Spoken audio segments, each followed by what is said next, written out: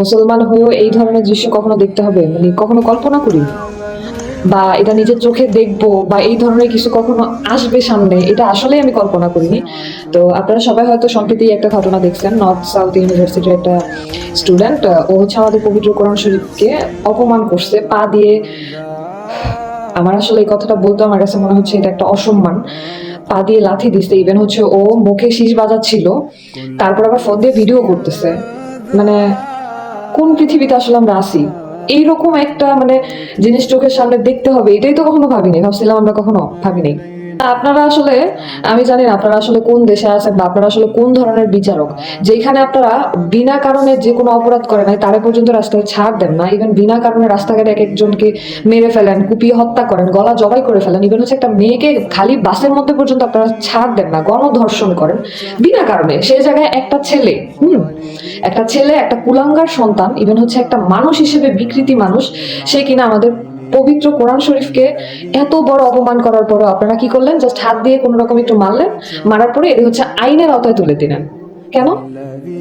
এখন আপনারা এত আইন মানেন? ওরে বাবা, আপনাদের এই আইনগুলো কোথায় ছিল আগে? আগে তো আমি দেখি না এত আইন মানতে।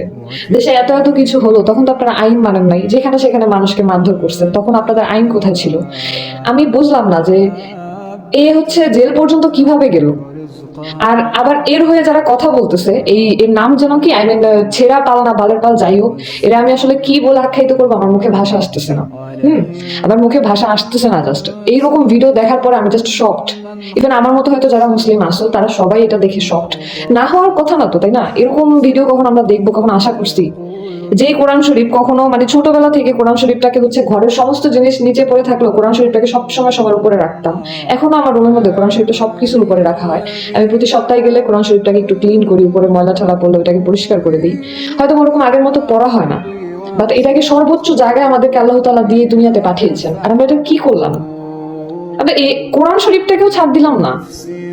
এখন আবার হচ্ছে ওই নর্থ সাউথ ইউনিভার্সিটির যে কর্মকর্তা বা ওই ইউনিভার্সিটির আওতায় যারা আছে, টিচার হোক, প্রিন্সিপাল হোক, যেই হোক, সে বলতেছে যে এই ছেলের মাথায় সমস্যা, এই কারণে হচ্ছে এই ছেলে এরকম একটা কাজ করছে। সিরিয়াসলি? মানে সিরিয়াসলি তার মাথায় সমস্যা, এটা আপনি আবার বলতেছেন যে তার মাথায় সমস্যা, এই জন্য সে বোঝে নাই, তো তার জন্য সরি? সরি মানে সরি বললেই শেষ? এটা কারোর সাথে গায়ে ধাক্কা নয় যে সরি বলছো ইটস ওকে। কোন রকম একটু গণধোলাই দিয়ে এর হচ্ছে জেলে দিয়ে দিচ্ছেন আইন মাইনা। যে পা দিয়ে ও হচ্ছে কোরআন শরীফটাকে লাথি মারছে, এই দুইটা পা রাখা হয়েছে কেন? আমার কথা হচ্ছে এই দুইটা পা কেন রাখা হয়েছে? আর যে কর্মকর্তারা, যে ওই ইউনিভার্সিটির লোকজন যারা বলতেছেন যে এর মাথায় সমস্যা, বোঝে নাই, আচ্ছা মাথায় সমস্যা হলা মানে যাদের মাথায় সমস্যা, ওই স্টুডেন্ট নর্থ সাউথ ইউনিভার্সিটির মতন একটা জায়গায় পড়াশোনা করতে যেতে পারে, ওইখানে আবার চান্স পায়?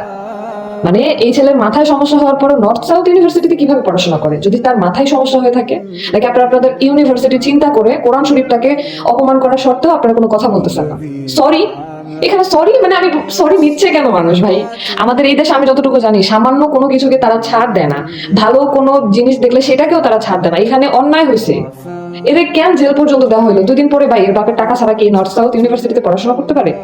অবশ্যই তার বাবার টাকা আছে, দুদিন পরে সে জেল থেকে ছাড়া পেয়ে যাবে, খুব সুন্দর মতন সে বাইরে বুক ফুলিয়ে ঘুরে বেড়াবে। এটা কি আমাদেরকে অপমান করা হচ্ছে না? আমরা মুসলিম হিসেবে আমরা কি করছি? নট এ মিছিল, নট এত কিছুর প্রয়োজন নাই, এত সোশ্যাল মিডিয়া এর ডিরেক্ট হচ্ছে পুরো জনসম্মুখে, মানে প্রকাশ্যে এর কেন ফাঁসি দেওয়া হলো না? কেন আইনের আওতায় দেওয়া হলো আমি বুঝতেছি না। আবার বলা হচ্ছে এর মাথায় সমস্যা। হোয়াট ইজ দিস মাথায় সমস্যা? মানে আমি জাস্ট যেদিন এই ভিডিওটা দেখছি, ভিডিওটা দেখার পর থেকে আমার, আমি জাস্ট চোখ বন্ধ করলে আমার মনে হয় যে এই শেষ জমানা মনে হয় চলে আসছে, আর বেশি দিন নাই, বা চলেই আসছে হয়তো। বা আজকে ঘুমাচ্ছি, কালকে রাতে বা কালকে সকাল পাবো কিনা তারও সন্দেহ। আমি আসলে ভিডিওটা দেখার পর থেকে আমি মুখে কথা বলতে গেলে উল্টাপাল্টা বলে ফেলতেছি। মানে এখন আপনাদের বিবেক এত কাজ করতেছে? How is this possible? আপনারা একটা মানুষকে, মেবি তোফাজ্জলকে ভাত খাওয়াইলেন, ভাত খাওয়াই এর পুরো ইচ্ছা মতো মারলেন ঢাকা ভার্সিটির স্টুডেন্টরা। তো এখন এখন এই লোকটা তো অন্যায় করছে, এর ভাই ছাড় কেন দেওয়া হইলো? আর এর জন্য বলা কেন লাগতেছে যে আমরা বিচার চাই, ওর ফাঁসি চাই? এটা বলতে হচ্ছে আমরা আদৌ মুসলিম? মানে আমাদের কোরআন শরীফকে অপমান করা হয়েছে, সেখানে আমাদের বলতে হচ্ছে এর ফাঁসি চাই? এর তো ফাঁসি হয়ে যাওয়া উচিত ছিল আরো 2 দিন আগে। শেষ জমানা শেষ পর্যায়ে আমরা চলে আসছি যে কোরআন শরীফটাকে পর্যন্ত আমরা ছাড় দিলাম না। আল্লাহ তাআলা চাইলে পারতো এর সাথে সাথে বিচার করে দিতে, হয়তো আল্লাহ তাআলা দেখতে চাইলেন যে তার দুনিয়ার মানুষ এই কোরআনের জন্য কি করে। কারণ সে তো এই দুনিয়াতে মানুষগুলাকে পাঠাইছে, অন্তত পক্ষে একটু না একটু সুখ তো দিছে আমাদের আল্লাহ তাআলা, তাই না? আমরা তার জন্য কি করলাম? তার সৃষ্টির কোনো জিনিসই আমরা রক্ষা করতে পারলাম না। এটা আদৌ আরে দেখতে হচ্ছে, বিচার চাই, এটা আমাদের বলতে হচ্ছে। আবার মানে এই ছেলের হয়ে, এই যে ছেঁড়া পাল নাকি নর্থ সাউথ ইউনিভার্সিটির এই স্টুডেন্ট, এর হয়ে যে ভাই কথা বলতেছে, মানে এর দোষ ঢাকার জন্য ওইটারে পর্যন্ত ফাঁসি দেওয়া উচিত। ওইটার পর্যন্ত হাত পা গলা সব কাইটা ফেলা উচিত। মানে তুই কিসের মুসলিম? তুই একজন মুসলমান হয়ে তুই একজন পাপির মানে সাপোর্ট করতেছিস, যে কিনা কোরআন শরীফ পা দিয়ে লাথি মারছে। আমি যদি সামনাসামনি থাকতাম, আমি জানি না কি হইতো, আমি জাস্ট ওর পাও দুটা কেটে দিতাম। সিরিয়াসলি, আমি জাস্ট ওর পাও দুটা কাইটা দিতাম।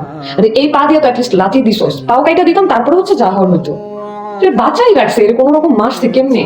বিনা কারণে ভাত খাওয়া আপনারা মানুষকে মাইরা ফেলতেছেন, বাসের মধ্যে মেয়েদেরকে বিনা কারণে রাতের বেলা গণধর্ষণ করতেছেন, রাস্তাঘাটে যে কাউরে পাইলে আপনারা মেরে ফেলতেছেন। মানে এইগুলোর জন্য তখন আইনের চিন্তা আপনারা করেন না, তাই না? এই ক্ষেত্রে আপনাদের আইন কোথায় থাকে? আর এখন আপনারা কোরআন শরীফকে অপমান করা হয়েছে, এখানে আপনারা আইনের চিন্তা করে, আর আইনের লোকেরাই বা কিরকম ধরে নিয়ে গেছেন। টাকা, টাকার খেলা দুনিয়াতে এত বেশি যে কোরআন শরীফটাকে আপনারা কিছুই মনে করলেন না। একটা কথা কি, আল্লাহ ছাড় দেয় কিন্তু ছেড়ে দেয় না। আসলে লজ্জিত, ঠিক আছে? আমি মুসলমান হয়ে আমার এরকম একটা ভিডিও আমি দেখছি, আমি শিহরিত, অনেক কিছু বলে ফেলছি, আমি আর কিছু বলতে পারতেছি না। জাস্ট এটুকুই বলবো যে এই ছেলেটার ফাঁসি হওয়া উচিত। ইভেন এই ছেলেটার পক্ষে যারা কথা বলতেছে, আমি মনে করি ওইটারও ফাঁসিতে ঝোলানো উচিত। ওই লোকগুলা কারা, এদেরকে বের করে এদেরও ফাঁসিতে দেওয়া উচিত। দ্যাটস ইট, আর কিছু না।